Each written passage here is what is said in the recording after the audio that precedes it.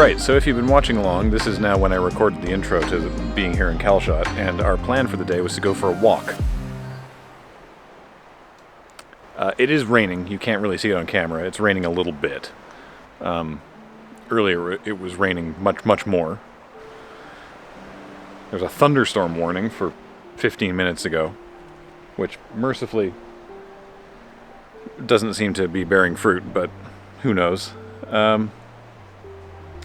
And the pigeons are annoyed. So, we're trying to figure out what we're going to do today.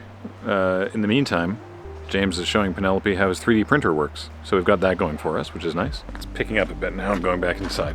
The original plan for today was we were going to walk down to Calshot Castle on the very point of the entrance to Southampton Harbour and the Solent, and see that, because it was, seemed like it'd be a nice walk. And then we were going to go and look at the New Forest National Park, the park, and go for a walk there.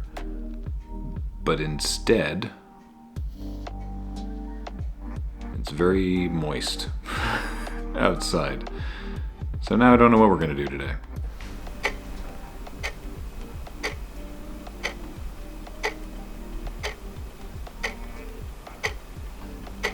Viewer, when I say to you that a double-decker bus just came up this road, I hope you're as impressed as I was watching him do it. Just barely breezing by the bushes on one side and the cars on the other. It's absolutely preposterous how narrow some of the roads are in this country.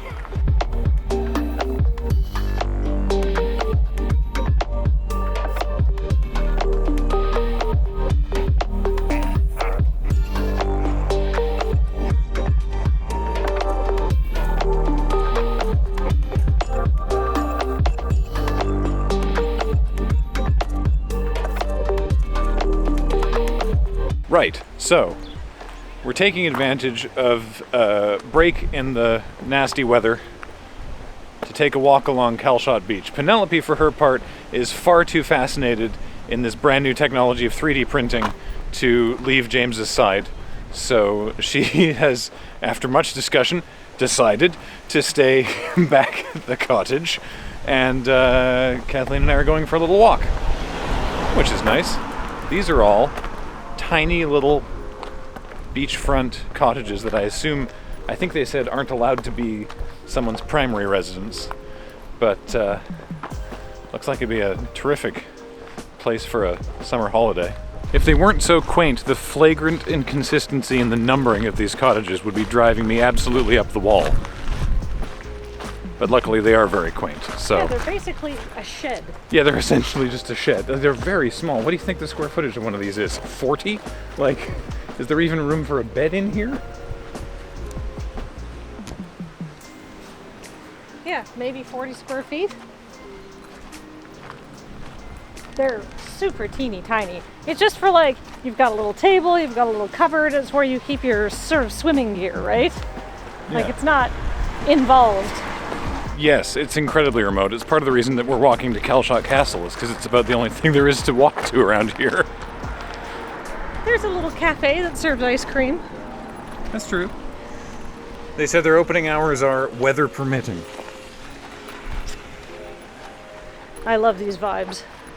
I presume that when the garbage bin says no barbecues, they don't want people disposing of the charcoal briquettes or potentially embers, the hot ashes. I assume that's what that means. So this is only for litter and dog waste. Nice.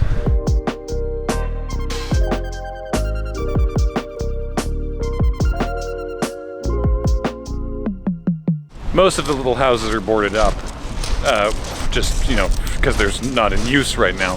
A couple of them aren't, but I'm not going to film those because there's people there. But they're quite small. I suppose you could sleep in one, but I don't think you're supposed to. Big fan of the New Forest District Council anti-littering crab. Love the anti-littering crab. Ah. Aha. Watch where you put your hot ash. I've often been warned about hot ash, but I don't actually ever think I've had one. I never felt like I wanted to do the exercises required. So many squats. And that one where like you lie back and put a barbell across your pelvis and sort of like lift it up and down. It just seems like a lot of work. Ooh, there's a puddle. There's a hut. Neither was I. There's a hut for sale. Oh. I wonder what it costs to buy a hut on Calshot Beach. This marsh.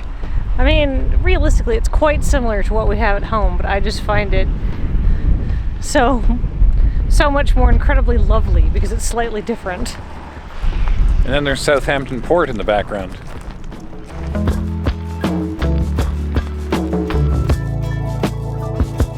When we were looking to move, Kathleen and I got very good, well, Kathleen got very good at a guess the sale price of real estate game. Oh. Now this was of course in Victoria, and we were looking at houses, none of which we were able to afford, but now I'm going to hit you with, I have looked up the listing for that Calshot Beach hut, bearing in mind that it does include sun loungers, cupboards, and a small gas cooker. Oh, geez, okay.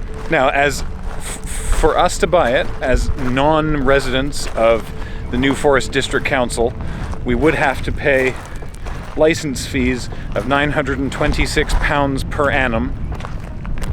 But how much do you think it costs to buy that hut? How big is it? It doesn't say. Oh, it's but I bet it's not very small. It's not big. There is a small decked area under the cover at the front. It is Okay. a non-domestic property. I imagine that these things are in high demand, but they're very small.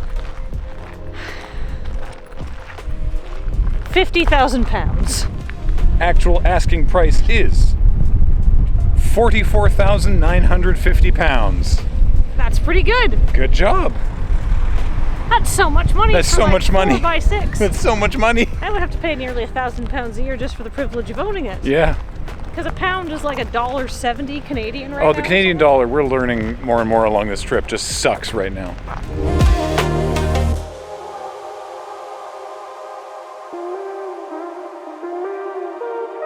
Ooh, interpretive signage. Calshot Airfield. In memory of the airfield. Opened 1913, closed 1961. This is the Airfields of Britain Conservator Trust. Ripped to a real one, I guess. What? The three hangar buildings, which you can see variously behind me, still exist, and they are the Calshot Activity Center. But there's a proud history of aviation from here, including Winston Churchill's first seaplane flight. It's probably not the most interesting thing that's happened here, but they did mention it on the sign. The activity center has a climbing wall, something called laser climb, indoor skiing and snowboarding, and the only banked velodrome in the south of England. Indoor banked velodrome in the south of England. Did I tell you that Penelope and I found a velodrome when we were in Barcelona? No, I didn't know that. No, it was right across. It was like we had to walk past it to go to the Labyrinth Garden. It was very cool. We saw some people actually riding in the velodrome.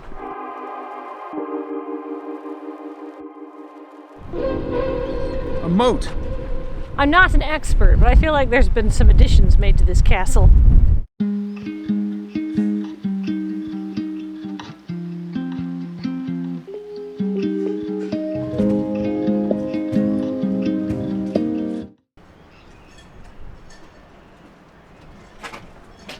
Bugger. They're closed for lunch and they don't open for another 45 minutes. I don't need to see Calshot Castle. We'll walk around the outside. I wanted to see how inside Calshot Castle. Dinger.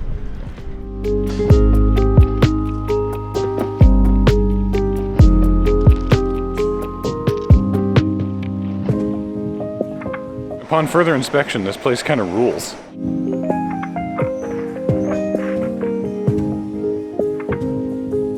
A bumblebee the size of a Kaiser roll. Enormous. It is probably like half an inch long. They're just huge, lovely, fat, happy-looking bumblebees. Yeah. Enjoying the naturalized area, or the unspoilt area. We decided to walk back through Calshot Marsh so that Kathleen can finally become the witch she's always wanted to be. Now, I do feel that I have like some sort of semi-aquatic sort of component to my witchiness. I know Olivia was like, look, there's a circle of hags in the forest, you could join them. Finally, live your dreams, Kathleen. I feel most at home in some sort of swamp or bog. And I will say Victoria has a lot of the parks are swamps. Yes, we do have a surprising number of bogs in and around Victoria. Oh, this is quite muddy up here. Oh well. It's like this is tidal or something.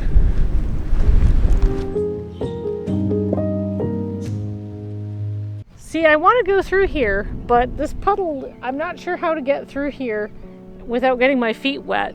And taking a big leap is dangerous with my ankle. So we may have to call an audible on the marsh. We've opted to be responsible and are heading back via the road. But we were close.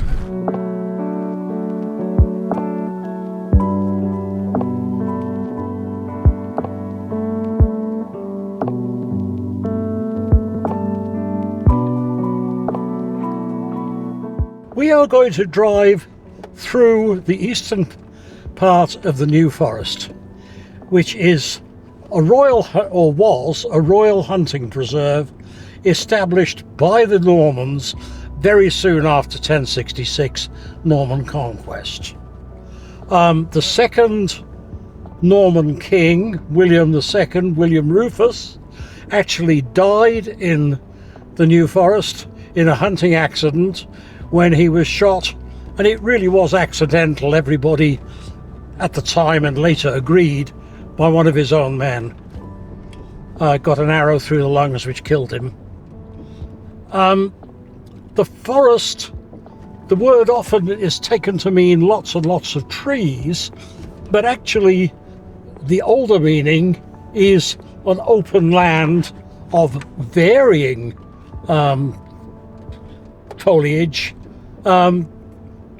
reserved for hunting. And this is a large, I think it's about 300 square miles, royal hunting preserve. We are in the forest. It was separated from other land by cattle grid, so the cattle, horses, you won't see donkeys around here very often, but there are free donkeys, and of course deer are all roaming freely without constraint. For about 6 weeks of the year, which is called pannage, there are pigs roaming free as well, but they only roam free during the time that nuts and acorns are falling, because if the horses eat too many nuts and acorns, they get colic, which may even kill them, whereas the pigs will are better at getting it up than the horses. So if you leave pigs in the area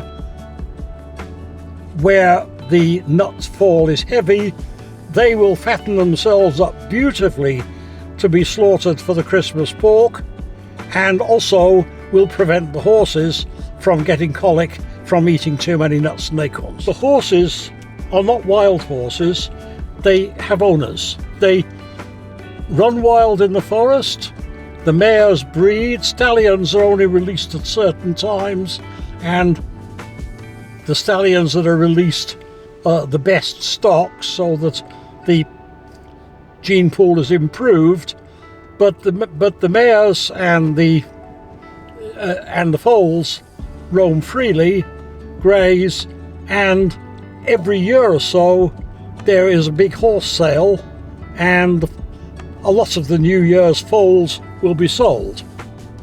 So there's a stable horse population, even though there are no apex predators to keep the horses down. Deer, on the other hand, there's no limit on their breeding, and at times they get too plentiful and there has to be a cull, and they are mercifully shot and the venison is sold, and very delicious it is too.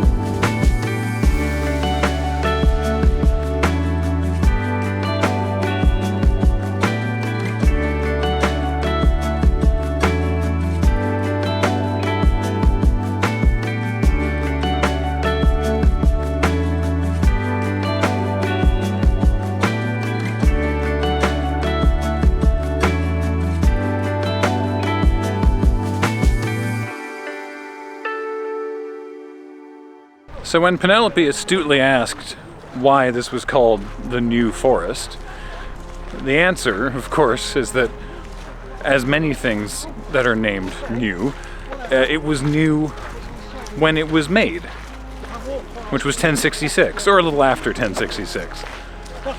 So it's called the New Forest because 900 years ago, it was. So how do you think a cattle grid might work? Cows get their feet stuck in it? Yes. So could a cow or a deer or a horse walk across this? No. No. So this keeps them in. This is so close to where we used to go on family trips when I was a kid, and I never knew that this place existed. It's amazing.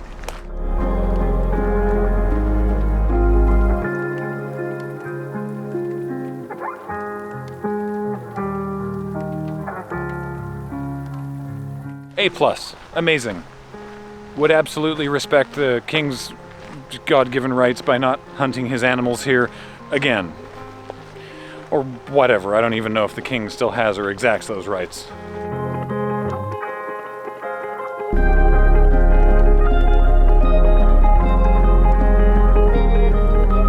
And the sun's come out? Oh, even better. It was raining sideways earlier today.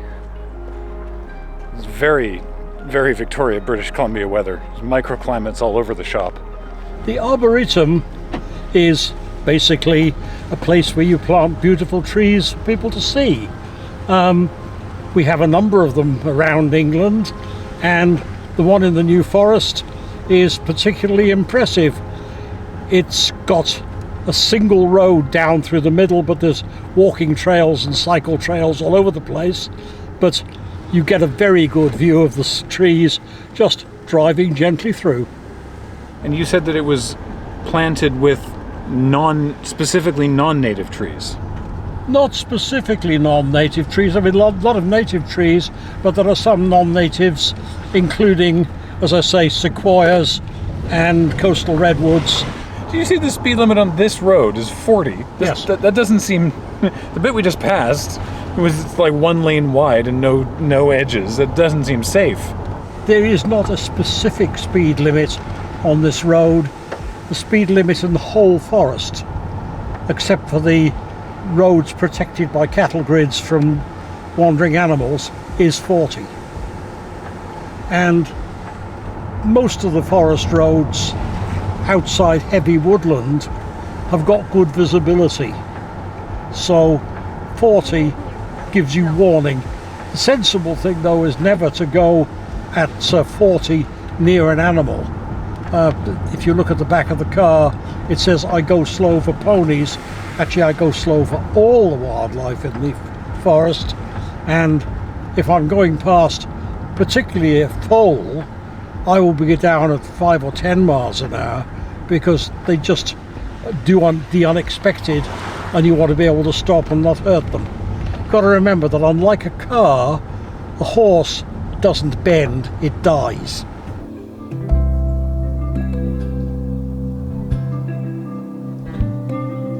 This is the same as the taps on the Eurostar, where they just have a sign that says, by the way, the water pressure's terrible. It's a bridge they know is bad, and instead of improving it, they just put up a big sign that says, weak bridge.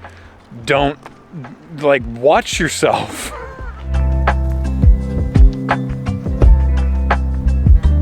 It seems like it could handle some amount of weight. 7.5 tons, it says. Well, when the Normans came and declared this area, very large area, actually I said earlier it was 300, I think it's nearer 900 square miles, it's big. And it's got a lot of towns and villages in it. So although it's hunting preserve, the villagers have to make a living and have something to eat, and so they farm. There are fields in the forest, and they have the right to graze animals, horses, cows, pigs, geese in the forest. And the land that they graze on is common land, and so the people who have this right And there are plenty of people who live here today who still have the right, although by no means everybody. They are called commoners. And this is not common as in common or not noble. It is common as having the right to use the common land.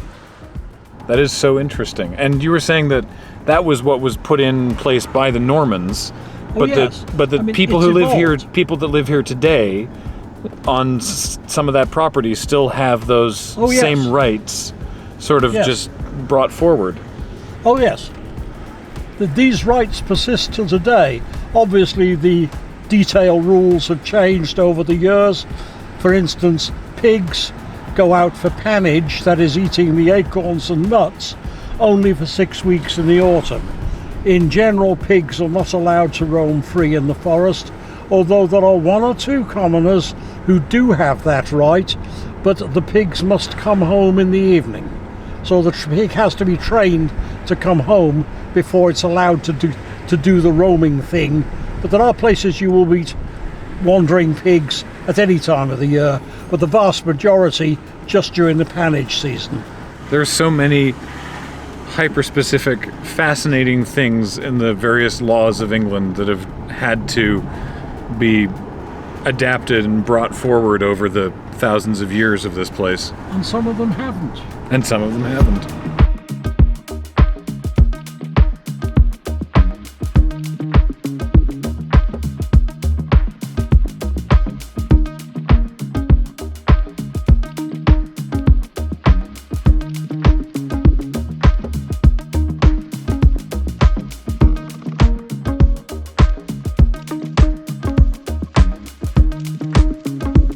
Partridges. Boy, really not a lot of self-preservation instinct in these birds. No, we had 9 in our garden at one time, and they just went down and down. They kept coming, and the numbers just went down and down and down. And one appeared with a bullet wound, but still kept coming for quite a while. I mean, they're game bird round here, and there's estates here where there's game shooting. That's why the birds are here. I think they're bred in captivity and released. I'm trying to figure out how to go through the fence. Oh my god! Oh my god! Sorry, are you watching this bird not being able I to figure out cannot how see the birds. Are there any near my wheels? No, I you're think we've all fine. moved on now. Partridges not bred for smarts. Bred for taste. Yeah. Surely that's hardly sporting if you're going out to hunt absolute idiot birds. There's some animals in it. Looks like. Oh, really? Wait, are those bison? Are those water buffalo? Yep, they're buffalo. What? Give me a home where the buffalo roam. When James told me to pull up my camera because there was going to be something surprising around the corner, I didn't expect water buffalo. Or he just said buffalo, but they're not like the buffalo I know in North America. What are these doing here? Why are these in England? I'll ask James when I get back in the car. What on earth? Why are there buffalo? Seemed a good idea at the time. They give Fair enough. excellent milk, from which you can make beautiful cheese, and whoever owns this land decided it was well suited to buffalo, and so they got some. Don't know more than that. They're not always in that field, but they're always around somewhere. Now, I had mentioned earlier that you can see behind me the Isle of Wight across the Solent, where, if you have binoculars, you can see Osborne House, which was Queen Victoria's holiday home out on the Isle of Wight.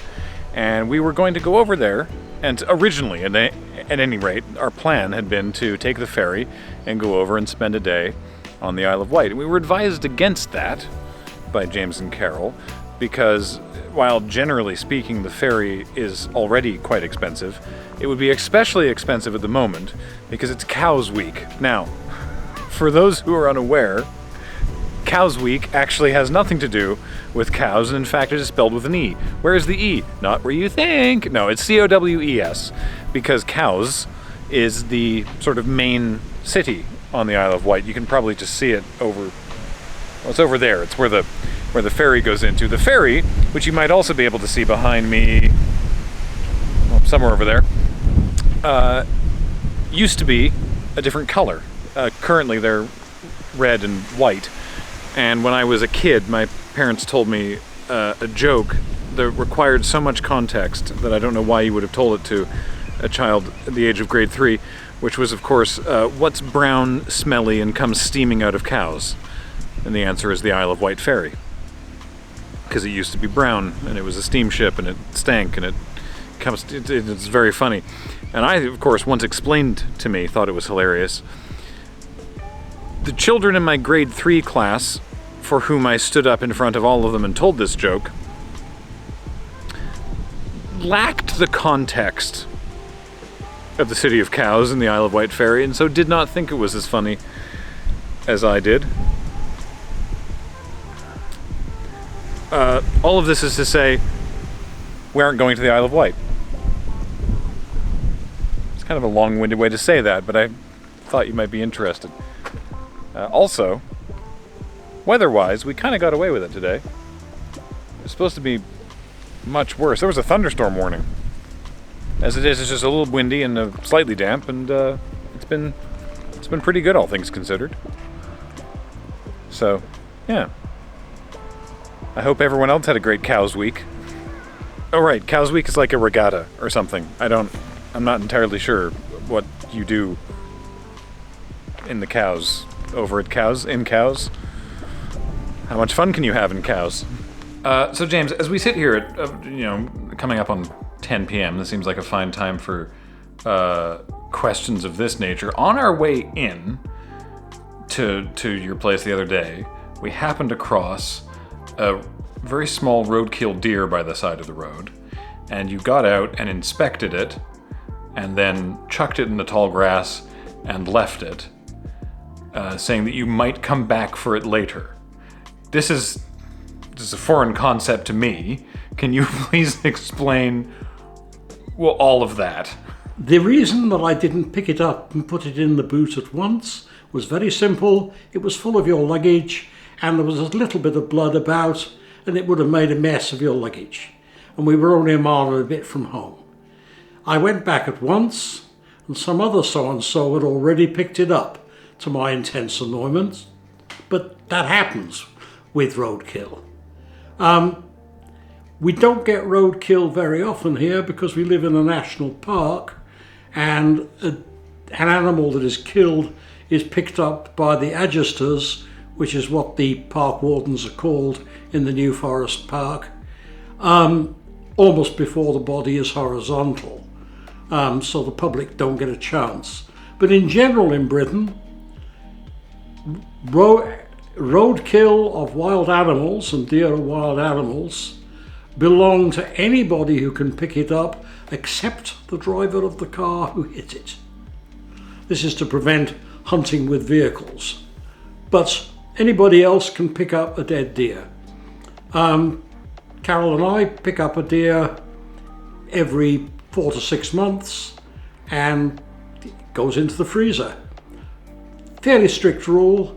It has to be visibly injured, in other words, it hasn't died of illness or poison, and it has to be still warm. In other words, it hasn't been there long.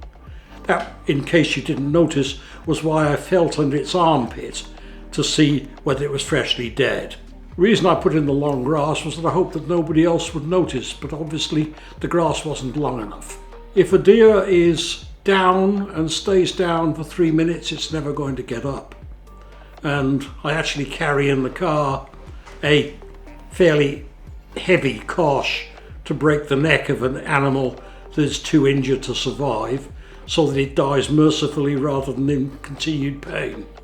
But roadkill seems to me a ecologically sound and indeed green way of eating venison on the cheap. This is fascinating information that I'm learning. And you had alluded to that the existence of roadkill, or rather this similar rules, this particular law, was somewhat critical to your current marriage. Some years ago, I knew Carol, We were certainly friends and visiting, but we certainly weren't an item. And one day, she lived about 30 miles from me, and one day there was a knock on my door.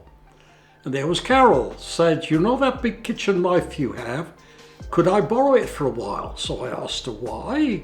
She explained, and I said, "Can I help?" And she said, "I was brought up on a farm. I don't need help." So she took the knife and a few big plastic sacks and went away. And about 10 minutes, quarter of an hour later, she came back, gave me a nice shoulder of venison in one of the smaller plastic bags, said, "I hope you don't mind, I put the head in your dustbin." And I said, "This is a lady I need to know better."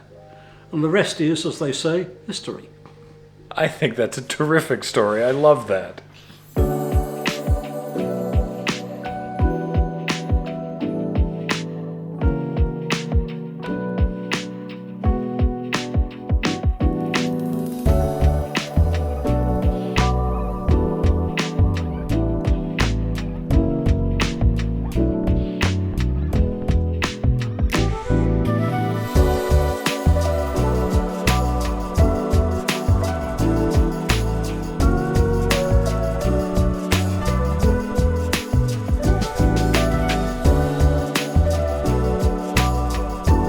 So generally speaking, I've mostly been keeping the extended family out of the video diaries because they didn't sign up for this. But I'm very pleased that I did get to introduce all of you watching at home to my cousin James, who, you know, apart from having a decades-long career as an electrical engineer and a multi-time panelist at Worldcon, the World Science Fiction Convention, also introduced me to limericks. Which is why, as I was unable to fall asleep on time last night, instead I prepared this, if you'll indulge me. A fanatic of limericks, James. Of a mighty collection, he claims. And by heart he does know 'em, showed me love of these poems. At least he's the one my mum blames. I like it. Thank you, I thought you'd appreciate it. I will not recite my most scurrilous ones, because you might have children in your audience. It might get demonetized, yes. Yes, exactly. Trouble is, I don't have a limerick for Calshot. I really must think about that one. Oh, yes, we're going to come up with one for that. But it was just as I feared it would be. I sat next to the Duchess at tea. Her rumblings abdominal was simply phenomenal. Everyone thought it was me. Excellent. Thank you so much for having us. You're very welcome. Yeah. And apart from anything else... Come again, please. I will. I very, very much hope to. Apart from anything else, without putting too fine a point on it, anybody who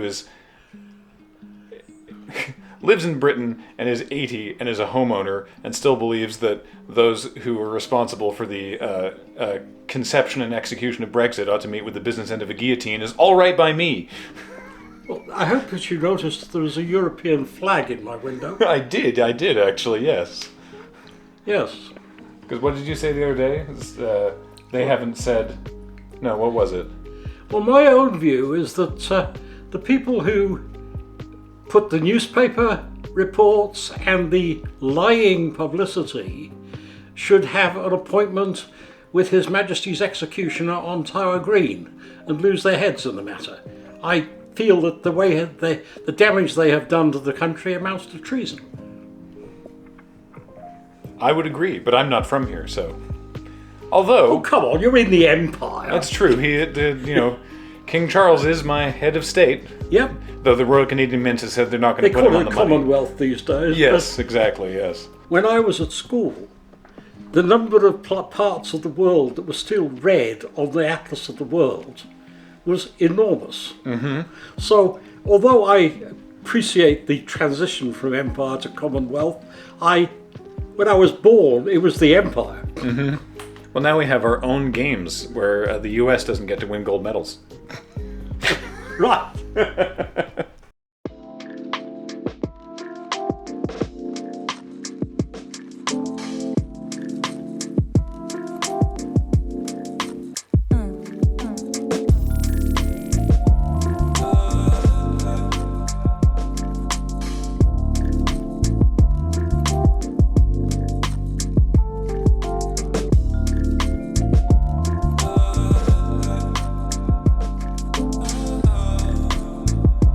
And then we are in Chichester. Now, we had intended to take the train, as I briefly mentioned earlier while talking to James, but James realized that if he drives us to the railway station in Southampton, that's basically half of the time that it takes to drive to Chichester, because I sort of didn't realize that Southampton and Chichester were so close together. So now we're in Chichester.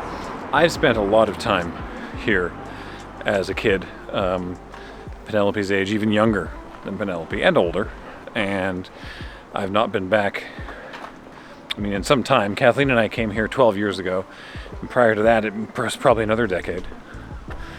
And so, you know, this is nostalgic for me.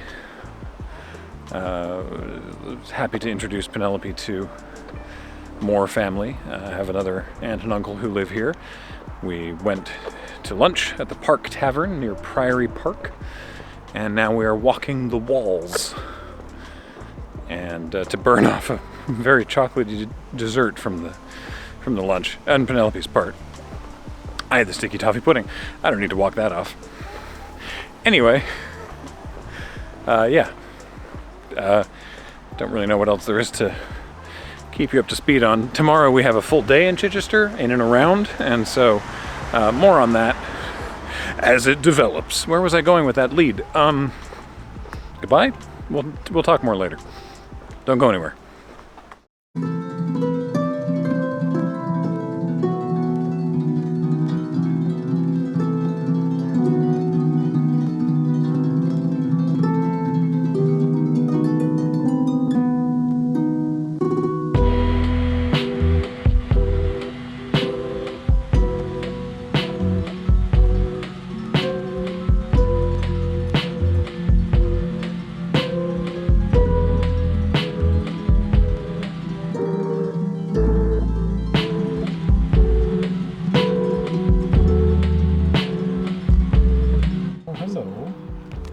Hello.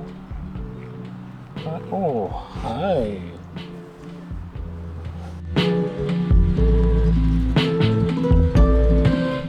So it's not a contest, because Salisbury Cathedral was phenomenally impressive, but Chichester Cathedral is a little older by about 200 years, which is kind of astonishing. They started construction on it in 1076. You know, they were like, Battle of Hastings is 10 years in the rearview mirror. Let's start building an enormous cathedral. It took them 32 years to build it. So, Sagrada Familia really has no excuse. But the point is, it's a real nice one. Obviously, Salisbury is impressive for its own reasons, but I'm quite fond of Chichester Cathedral.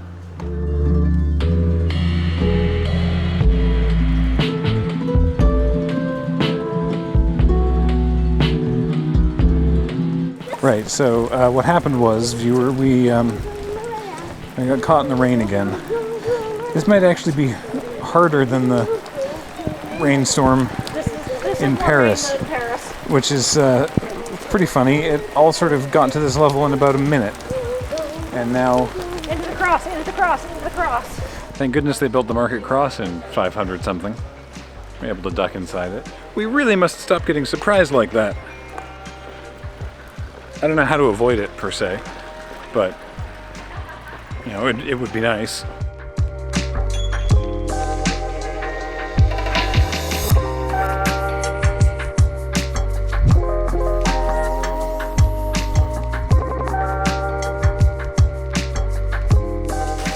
You can hear it change when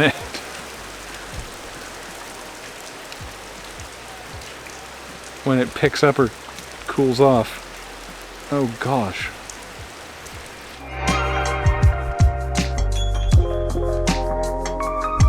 We're making a break for it in this clear patch.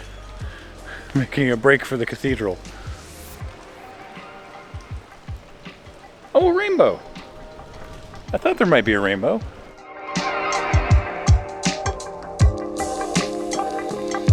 Well, we all look a bit like drowned rats, but the weather has completely subsided. The sky's totally clear and blue and lovely, and so we shouldn't be expecting any more rain for the rest of the evening, at least according to the report. That was all our shoes are soaked basically through. That was a quite a miserable little downpour. Whoa.